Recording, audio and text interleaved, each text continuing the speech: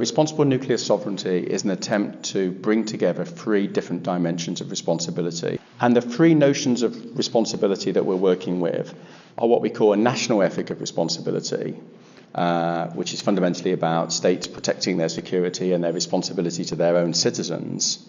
So we can think of policies of deterrence and so on, but it doesn't necessarily have to be just deterrence. It's the idea that there is a national responsibility.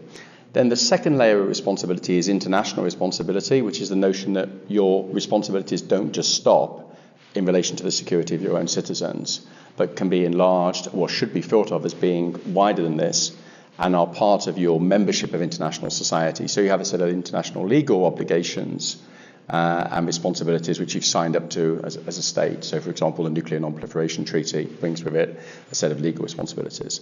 And then the third dimension of responsibility is what we call, it was a cosmopolitan notion of responsibility, a global humanitarian notion. And we call that in the project security cosmopolitanism. So we're very aware that security is operating at all of these three levels. And in a sense, what responsible nuclear sovereignty is trying to do, as I understand it, is we're trying to think about how it can bridge those three different dimensions of responsibility. So we recognize that if there is to be any progress towards a more global kind of understanding of security, towards the idea that our security can't be understood outside of the security of others, that can't be pursued in a safe way unless we're also protecting our national security. So we have to be mindful of considerations of power, of insecurity, of fear, but at the same time we need to open the door to new possibilities of cooperation. And my own work in relation to other research I do at Birmingham is focused on the challenge of building trust, and this is clearly crucial because people are arming nuclear weapons because there's a lack of trust. So we're looking to try and think about how we can build trust, and that's another project that I'm involved in.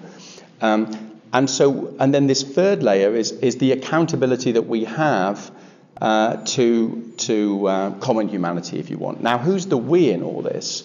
It seems to me that this is a very important part of what we've been doing. And this has come out very importantly, I think, in the roundtable discussions that we've had the last couple of days here in London, is that we need to think really hard about who has this responsibility. And we want to argue that the primary responsibility, if you want, although it's not the only responsibility, but the primary responsibility rests with state leaders, rests with those who are accountable to their own publics. But we want to argue that accountability doesn't just stop there, it's also an accountability to wider humanity and international society.